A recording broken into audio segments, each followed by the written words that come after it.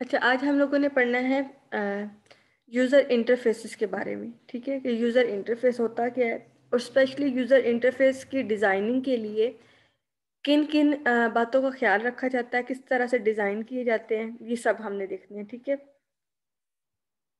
तो user interface होता क्या, ये तो हम सबको पता है। ठीक है, जो हमारे सामने इस टाइम पे लेआउट ओपन है वो भी क्या, हमारा इंटरफेस। ठीक है, जिसके थ्रू हम लोग अपने सिस्टम्स के साथ कम्युनिकेट करते हैं। अच्छा, अब इंटरफेस डिज़ाइन है। सबसे पहले कि इंटरफेस का डिज़ाइन किस तरह का होना चाहिए।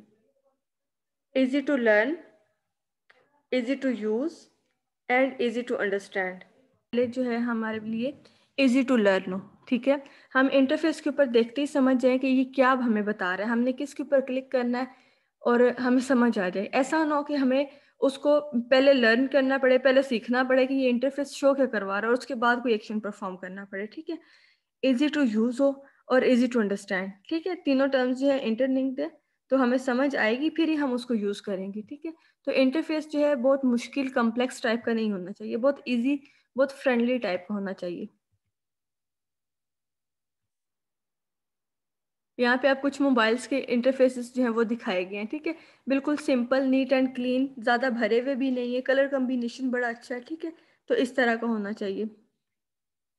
अब इंटरफेस डिज़ाइन करते हुए मोस्टली कौन कौन से एरर्स आ सकते हैं। ठीक है, ये कौन कौन सी डेफिशिएंसीज हो सकती हैं, उनको हम लोग देख लेते हैं।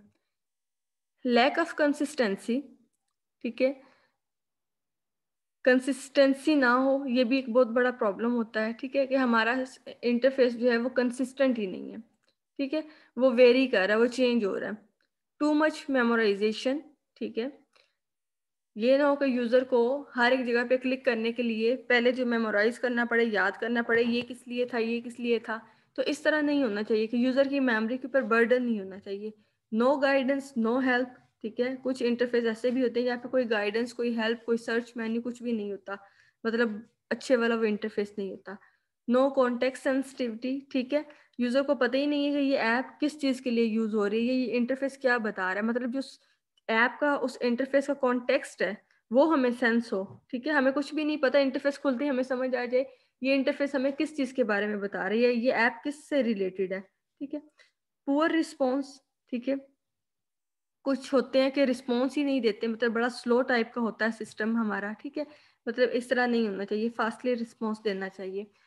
उसके अलावा आर्केन और अनफ्रेंडली। ठीक है, मतलब हमारा यूज़र फ्रेंडली ना हो।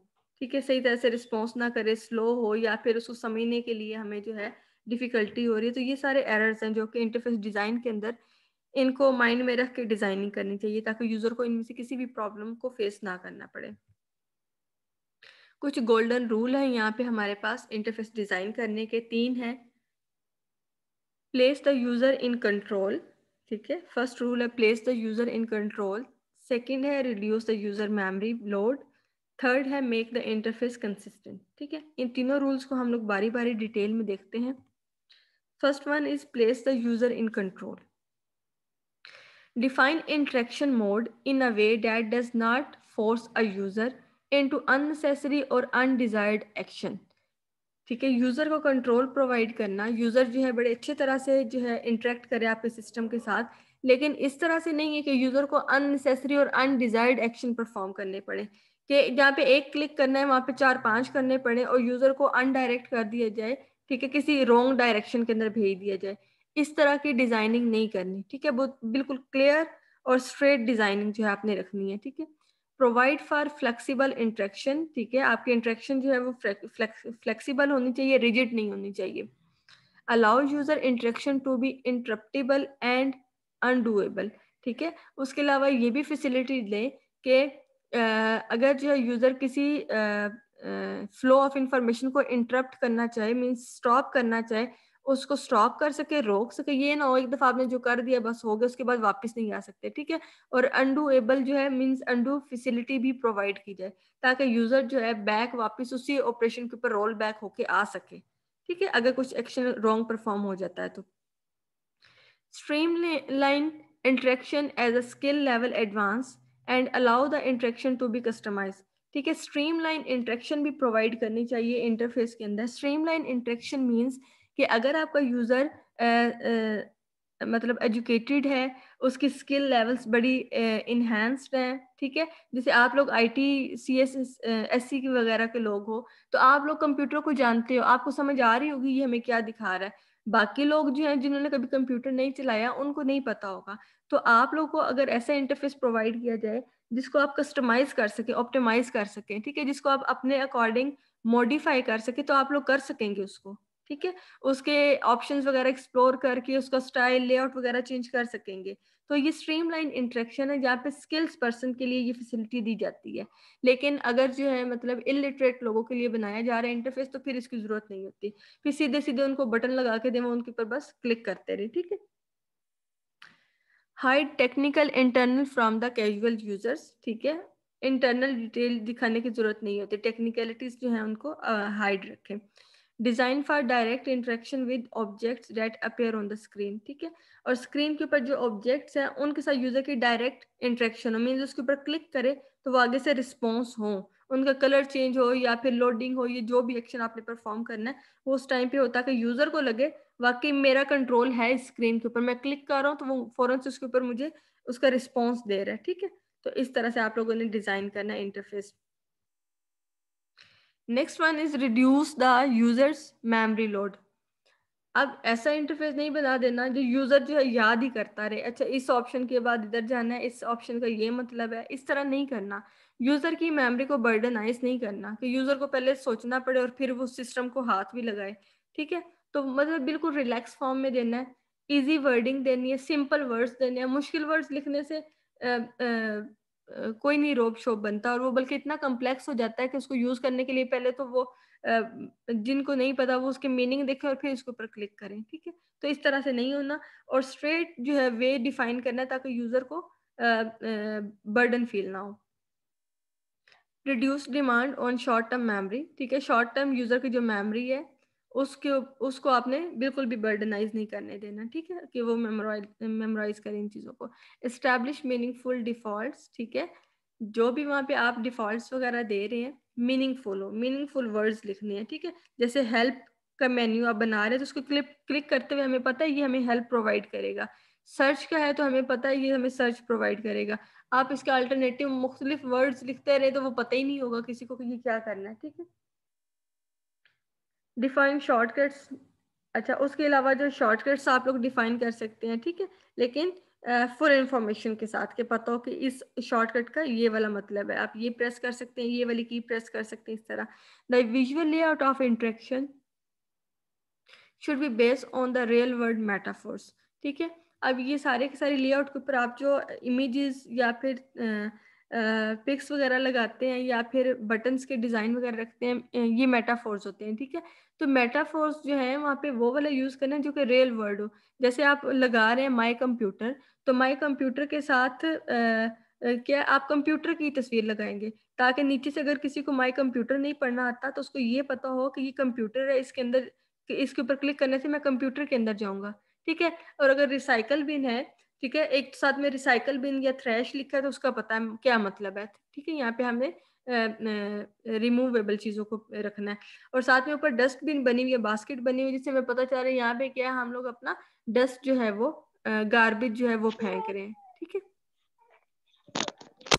Disclose information in a progressive fashion, ठीक है। ये जो इंफॉर्मेशन है उसको आपने क्या है प्रोग्रेसिव मैनर्स के अंदर देना है। ये नहीं है कि यूजर एक दफा आपके सिस्टम के ऊपर आया, पहले ही इंटरफेस के ऊपर उसको इतनी ढेर सारी इंफॉर्मेशन दिखा दी है पहले कि तो वो वीडियो बनवा के अंदर खींचवा ले जा बा। ठीक है। तो यहाँ पे जो आपने इंफॉर्मेशन दिखानी है वो स्टेप बाय स्टेप यूजर को दिखानी है ताकि उसको पता हो मैं इस स्टेप के बाद इस स्टेप पे नेक्स्ट मैंने जाना है। एकदम से उसको सारी इंफॉर्मेशन नहीं स्क्रीन भरी हुई दिखा देनी, वो वैसे ही परेशान होकर क्या है आपकी ऐप को ही क्विट कर जाएगा, ठीक है। तो प्रोग्रेसिव मैनर में स्टेप बाय स्टेप उसको पता हो इसके बाद मैंने इस स्टेज पे जाना है, इसके बाद इस स्टेज पे जाना है, ठीक है। तो इस तरह से थोड़ी थोड़ी इंफॉर्मेशन जो आप डिटेल के अंदर लेके जाए। नेक्स्ट एंड थर्ड जो गोल्डन रूल है इंटरफेस के लिए is a make the interface consistent. अब यहाँ पे क्या है, आपने इंटरफेस को कंसिस्टेंट बनाना है। ये ना हो कि आपका इंटरफेस वेरी कर रहा है, हर दफा ही वेरी करता जा रहा है, ठीक है। Allow the user to put the current task into a meaningful context, ठीक है। एक तो आपका यूजर जो वहाँ पे टास्क परफॉर्म कर रहा है बड़े मीनिंगफुल कॉन्टेक्स्ट के अंदर हो, उसको पता हो कि मैं क्या काम कर रहा हूँ, मैंने क्या करना है, ठीक है। Maintain consistency across a family of application, ठीक है। ये मेन पॉइंट है इसका कि डिफरेंट एप्लीकेशंस आप लोग यूज़ करते हैं, वहाँ पे जिस जिस तरह से डिफरेंट एप्लीकेशन आप लोग यूज़ कर रहे हैं, उन सब के दरमियान क्या है, आपको कंसिस्टेंसी प्रोवाइड की जाए, ठीक है।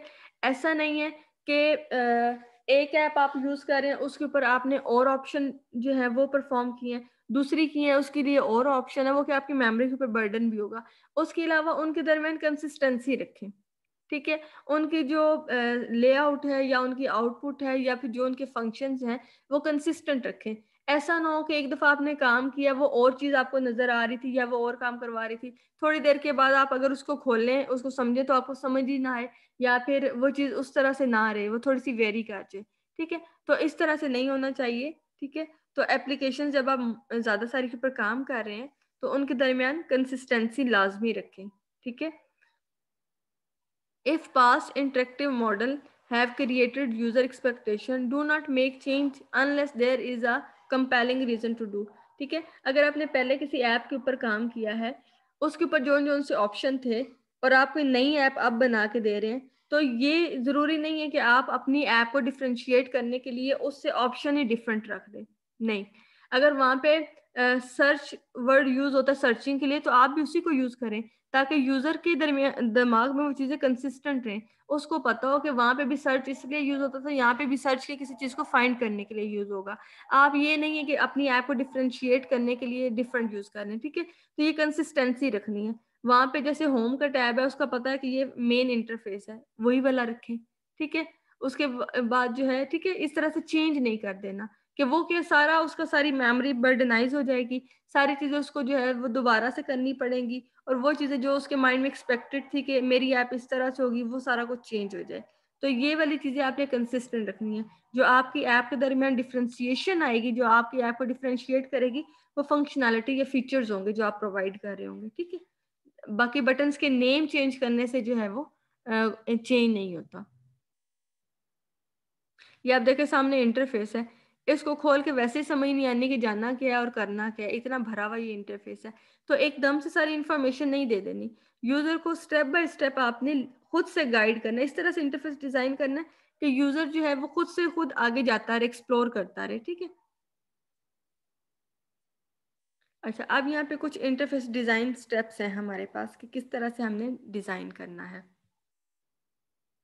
बड़ों के लिए यूज हो रही है, ठीक है। ये जो ऐप है ये किसके लिए यूज हो रही है, अगर बहुत यंगेस्ट पर्सन के लिए यूज हो रही है तो वो थोड़ा सा और स्टाइल होगा। अगर बच्चों के लिए ये ऐप है तो उसका थोड़ा सा और स्टाइल होगा, ठीक है। तो एज फैक्टर को भी साथ देखना है, उसके अलावा आपके कल्चर को भी साथ देखना, कौन सा कलर किस चीज को रिप्रेजेंट करता है, ठीक है। तो उसके अकॉर्डिंग आपने वो डिजाइनिंग करनी होती है, ठीक है। ये ऐसा नहीं है कि ऐप अगर बच्चों की है या बूढ़ों की है तो आपने सेम उसी लेवल की बनानी है। उनके दरमियान जो है वो थोड़ा सा उनकी एज का फैक्टर भी रखना है।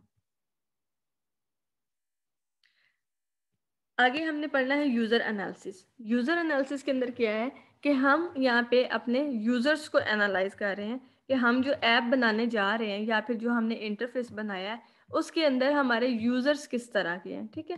यूजर को भी एनालिसिस करना है।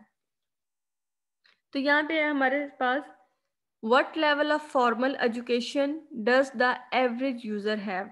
अब हमारी इस ऐप की इस इंटरफेस के जो यूजर हैं उनकी एजुकेशन लेवल क्या है, उनके एजुकेशन लेवल को भी आपने माइंड में रखना है और उसके अकॉर्डिंग वहाँ पे ऑप्शंस लिखने हैं, ठीक है, या फिर मेटाफोर्स वगैरह लगाने हैं। अगर जो है वो एजुकेशन लेवल 0 है, उसको कुछ भी नहीं आता, तो उसके लिए क्या आप डिज़ाइन करेंगे, लिखे हुए का तो फायदा ही नहीं है। तो उसके लिए इमेज कलर्स और कुछ वॉइस नोटिफिकेशन कुछ इस तरह का ऐड करेंगे, ठीक है। अगर जो एजुकेटेड पर्सन है तो वो क्या है, उसके सामने ऑप्शन लिखे होंगे तो वो लिखे हुए से भी क्या है यूज कर सकते हैं आपका इंटरफेस, ठीक है। Are the user capable of learning from written material और have they express a desire classroom training, ठीक है। क्या आपका यूजर जो है पढ़ा लिखा है, जिसको जो है वो लर्निंग हो जाएगी और वो आपके इंटरफेस को यूज़ कर लेगा। या फिर क्या है, अगर ये ऐप बनवाई जा रही है तो पहले अगर यूज़र इलिटरेट है तो उसको पहले ट्रेनिंग देनी पड़ेगी, ठीक है? और उसके बाद वो इंटरफेस को यूज़ कर सकेगा। आर यूज़र एक्सपर्ट, टाइपिस्ट और कीबोर्ड फॉबिक। फिर आपने ये भी देखना है कि आपके जो यूज़र हैं, क्या वो ज़्यादा कीबोर्ड को चलाना पसंद करते हैं? अगर वो है तो आप यहाँ पे कमांड्स ज़्यादा देंगे। अगर जो है वो यहाँ पे कीबोर्ड्स का इतना फ़ोबिक नहीं है तो फिर क्या आप लोग वहाँ पे क्लिक ज़्यादा ऑप्शन जो हैं वो बना देंगे, ठीक है? What is the age range of the user community? Age को लाज़मी आपने देखना है। Will the user be represented predominantly by the one gender? फिर आपने ये देख लेना है कि ये ऐप क्या है, सबके लिए यूज़ हो रही है या एक स्पेसिफिक जेंडर के लिए यूज़ हो रही है, ठीक है? मीन्स के यहाँ पे जैसे सेल्समैन है तो वो मोस्टली क्या है, शॉपकीपर्स वगैरह मेल होते हैं, ठीक है? तो उनके लिए बनाया जा रहा है। या फिर कोई ऑफिस वर्क है जहाँ पे मेल फीमेल सब लोग हैं, उनके लिए बनाया जा रहा है, ठीक है? तो ये सारे ऑप्शंस आपने माइंड के अंदर रख के फिर इसको बनाना है।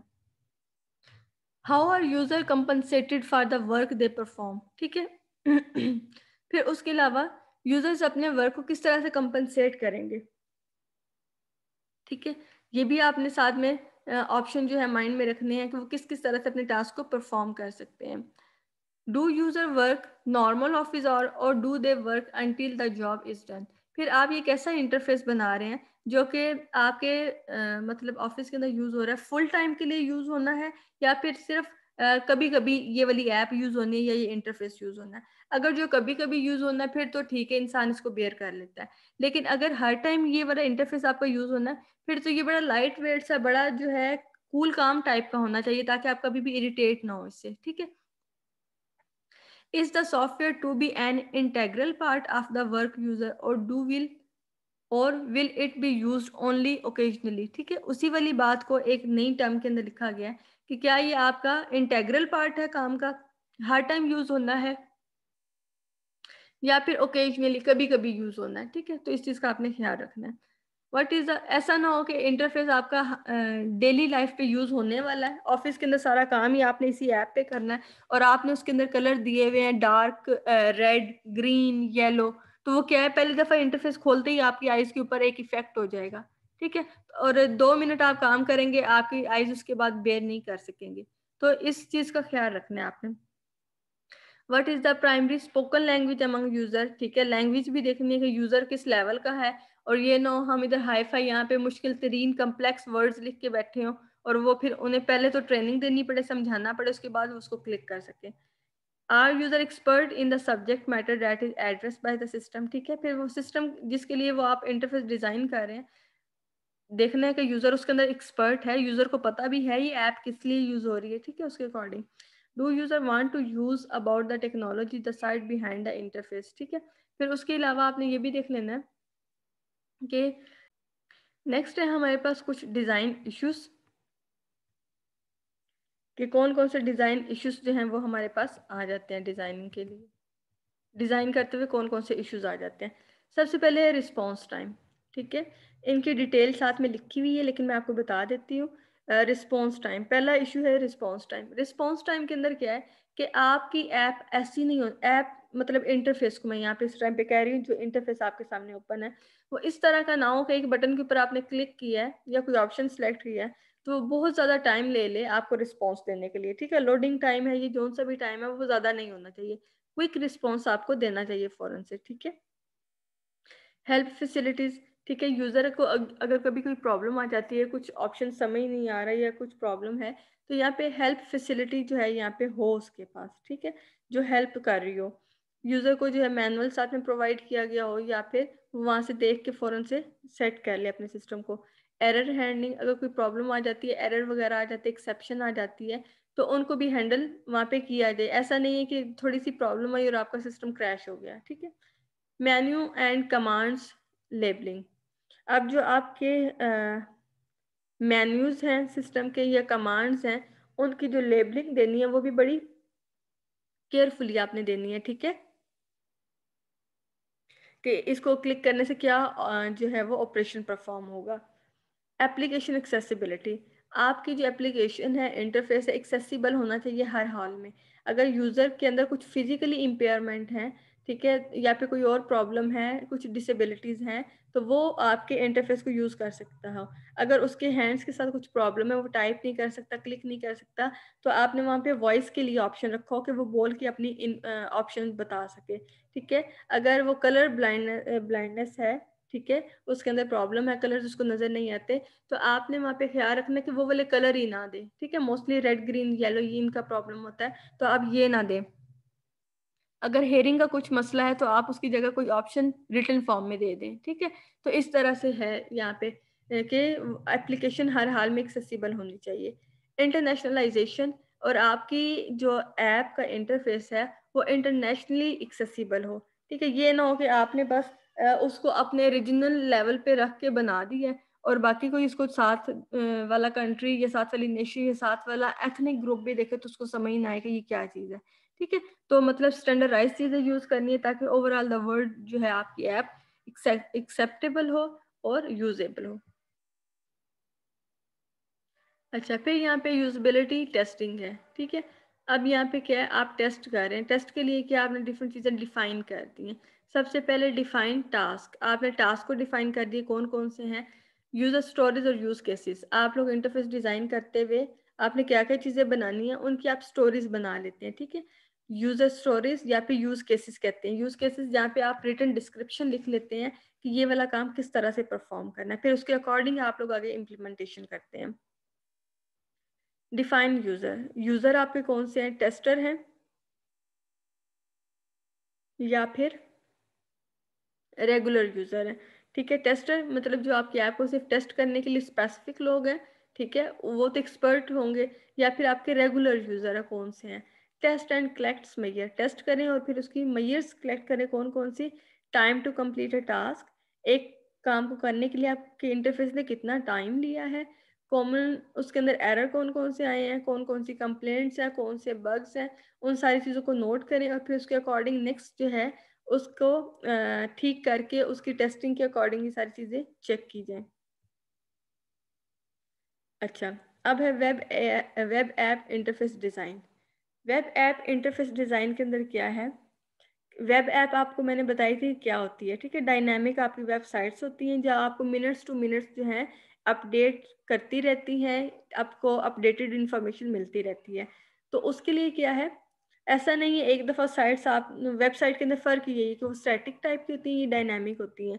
वेबसाइट्स को क्या एक दफ़ा हमने अपडेट किया फिर हमें 1-2 हफ्ते नहीं याद होता कि हमने इसे करना है, लेकिन वेब ऐप के अंदर क्या है, हर सेकंड के अंदर जो है आपको अपडेशन चाहिए होती है। तो यहाँ पे क्या यूज़र को फैसिलिटेट करना है, वेयर आई एम, यूज़र को पता हो कि मैं इस टाइम ऐप की किस जगह पे हूँ, कौन से ऑप्शन मेरे लिए अवेलेबल हैं। ठीक है, ये ना हो कि यूज़र आया है आपकी ऐप यूज़ करने, उसे पता ही नहीं है कि ये क्या चीज़ है।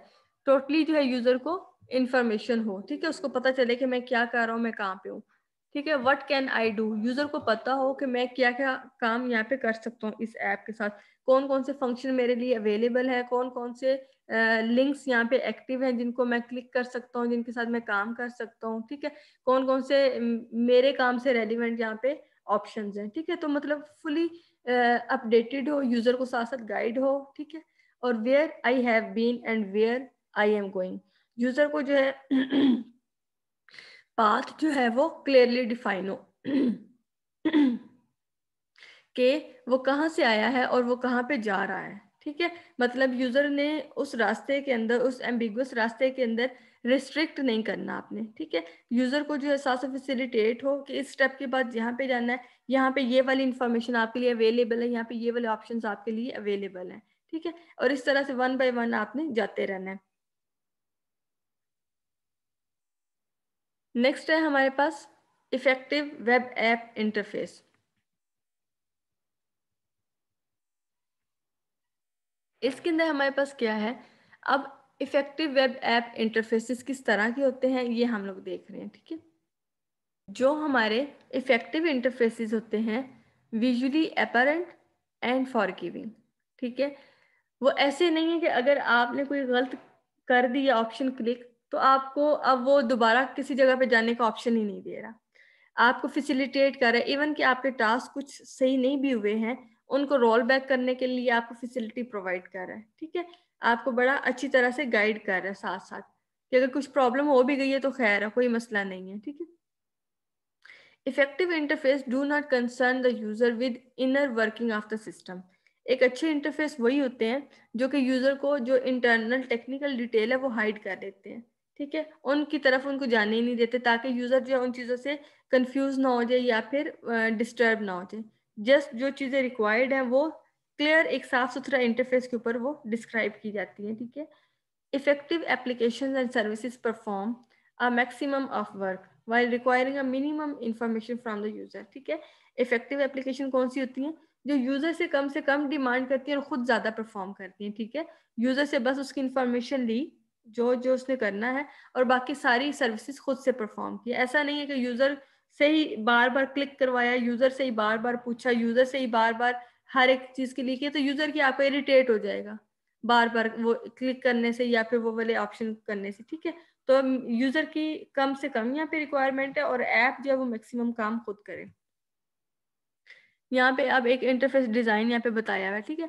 यहाँ पे कि आपने अपने ग्राफिक्स लोगो वगैरह वो लगा सकते हैं, कंपनी का नेम लिख सकते हैं, यहाँ पे सारे आपके मेन्यूज वगैरह बन जाएंगे जो आपने बनाने हैं। यहाँ पे कुछ आपने नेविगेशन साथ में देनी है सिस्टम की, कोई मैप वगैरह देना वो लगा लें, यहाँ पे टेक्स्ट लिख लें, यहाँ पे ग्राफिक्स लगा लें, ठीक है। तो ये डिजाइनिंग है, जिस तरह से आपको लगे आप करें, लेकिन एक मैनेजेबल वे के अंदर, ठीक है। एस्थेटिक डिजाइन, एस्थेटिक्स क्या होती हैं? लुक एंड फील, ठीक है। आपके सिस्टम को देख के समझ आ जाए, देख के पता चल जाए कि ये किस लेवल का इंटरफेस है, ये कितना अच्छा है, ठीक है। उसको लुक करते ही साथ में फील आ जाए, ठीक है। Don't be afraid of white spaces, white spaces से डरना नहीं है, मीन्स इंटरफेस के ऊपर कम से कम आपने चीजें देनी है, ज्यादा एम्प्टी हो, ठीक है, वो ज्यादा भरा हुआ वैसे डिस्टर्ब कर देता है। एम्फिसाइज कंटेंट्स, ठीक है, जो नेसेसरी कंटेंट्स है फिर उनको इग्नोर नहीं करना, उनको डालना है। Organize layout elements from top left to bottom right, ठीक है। टॉप लेफ्ट से स्टार्ट करें और बॉटम राइट की तरफ आए, ठीक है। वो एक अच्छा ऑर्गेनाइज्ड वे होता है एलिमेंट्स को डालने का। ऐसा नहीं है कि कोई किधर डाल दिया कोई किधर डाल दिया, तो वो क्या है, सारा भरा हुआ बड़ा कंजेस्टेड सा लगेगा इंटरफेस, ठीक है। Group navigations contents and function geographically with in the page, जो सिमिलर टाइप के आपके कंटेंट्स वगैरह हैं उनकी ग्रुपिंग करके रखें एक साइड पे, ठीक है। ऐसे नो एक इमेज वहां पे लगाया, एक मैप वहां पे लगाया, जो ऑप्शंस रेलिवेंट है उनको ग्रुप अप करके रखें। Don't extend your real estate with the scrolling bar, ठीक है। और स्क्रोल बार वहां पे नहीं देना जहाँ पे बहुत इंपॉर्टेंट चीज आप इंडिकेट कर रहे हैं, ताकि ये ना हो कि आधी चीज वो गुजर के फिर स्क्रोल होके नीचे आए और यूजर की वो जो अटेंशन है वो डाइवर्ट हो जाए। Consider resolution and browser window size when designing, ठीक है। फिर क्या है यहाँ पे जो विंडो का साइज है वो भी साथ में आपने देखना है कि वो कितना अलाउ कर रही है, और साथ में ये भी कि जो रेजोल्यूशन है वो भी ठीक हो, ठीक है। ये ना हो कि रेजोल्यूशन जो है आपकी ऐप की बहुत ही खराब आ रही हो, आपने इसका भी ख्याल रखना है, ठीक है, कि उसकी अपीयरेंस किस तरह से आ रही है, कितना अच्छा जो है वो डिस्प्ले दे रही है। यहाँ पे एक साइकिल दिखाया गया है, ठीक है। प्रिलिमिनरी डिजाइन है, सबसे पहले आपने डिजाइनिंग स्टार्ट कर ली है, ठीक है। फर्स्ट उसका प्रोटोटाइप आपने बनाया है, यूजर से इवेलुएट करवाया है। Evaluation is studied by designer, ठीक है। अब यूजर की इवेलुएशन के बाद डिजाइनर ने उसको देखा है, अगर जो है वो ठीक बन गया है तो ओके, अगर नहीं बना तो क्या है, फिर उसको दोबारा से काम करना पड़ेगा जब तक आपका यूजर सेटिस्फाई नहीं होता, ठीक है। दोबारा गया, डिजाइन मॉडिफिकेशंस, डिजाइन मॉडिफाई हुआ, चेंजिंग्स उसके अंदर की, बिल्ड प्रोटोटाइप एंड इंटरफेस, फिर ये वाले आपने प्रोटोटाइप एंड टाइम बनाते रहना जब तक आपका यूजर सेटिस्फाई नहीं होता, ठीक है, तब तक।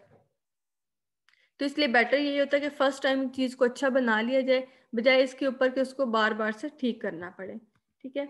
अब यहाँ पे कुछ टेक्निक्स हैं यूजर इंटरफेस डिजाइनिंग के लिए, ठीक है, 12 है ये।